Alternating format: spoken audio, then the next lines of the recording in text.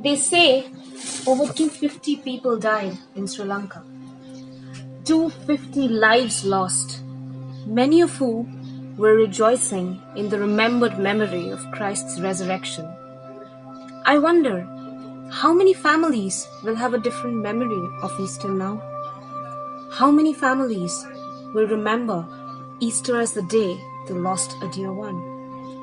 Maybe they will ask, where was God? Why didn't the risen Christ save the innocents? Why? I wonder how many families will always suffer a setback in faith because their loved one was taken away from their midst while in prayer. Will the very act of prayer become traumatic? I wouldn't know. Isn't the feeling the same as that which many Muslim families felt when many were shot down while at Friday prayer in a mosque in New Zealand only a few weeks back?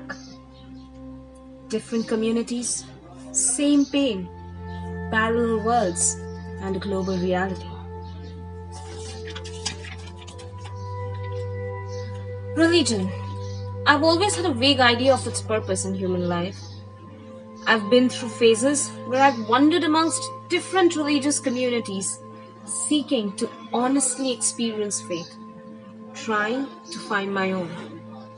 It seemed beautiful to witness communities engaged in the worship of universally recognized values, sometimes as attributes of God, or sometimes as guidelines, instructions, and messages from the Almighty. However, despite an educated understanding of the role of religion, faith seemed like an alien concept all my life. You couldn't blame me. I was, after all, the product of my generation. A generation which was famed to have seen the ushering in of a new kind of politics, the politics of psychological division, often triggered by episodes of terror, through instances of violence, disrupting any notion of security that one would grow comfortable in by settling in community. As technology brings the world closer, it seems there is emergent a psychological reaction to the idea of dissolving space for one's own community, and a fear, thus, of being dominated by the other. This is my context. This is the world I've been growing up in. Can I choose differently? Can I do something to not be a helpless spectator, witnessing extremist parasites feeding on fears to perpetrate this new cycle of violence?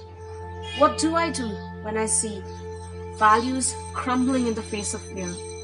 Do I simply stand and stare? It was the year 2016 when I chanced upon Janessa's story. To give you a little bit of context, Janessa's experience on the ground in Iraq had led her to decide on leaving her job with the US government to start an organization that would generate public opinion based on the choice of peace and getting to know the other. When she was making brave new strides to strengthen community in the Middle East and the United States, to stand up and combat the fear of the other, I was in India trying hard to not feel insignificant despite my voice and education, given the direction in which the world was headed.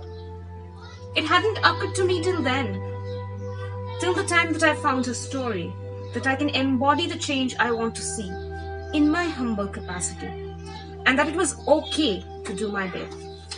Most people around me thought I was meddling in matters that weren't supposed to be my business. I remember wondering if I was the only one who realized that if such terrifying incidents could happen in Iraq, Syria, Afghanistan, Pakistan, it would be natural to be concerned sitting in India. You could go on a guessing round on who's next. But no, we don't learn, nor do we care, unless it is one of our own that we lose to the onslaught of terror. We write posts on Facebook and go on candlelit marches. But when it comes to investing time and resources in preventive capacity building at an individual level, we blissfully forego our roles, pushing it all onto the backs of our Jawans. And that is exactly what our politicians need. Our half-baked idea of duties to the nation.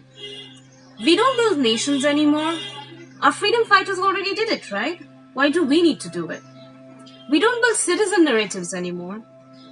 Like the children spoilt with inheritance, most of us wouldn't care to empathize enough to get down to working towards that change. We have tons of excuses when it comes to it. Tons and tons of excuses, unless another attack, this time nearer. For one who has to find faith amidst all these acts of horror and barbarity, I've often wondered where to look.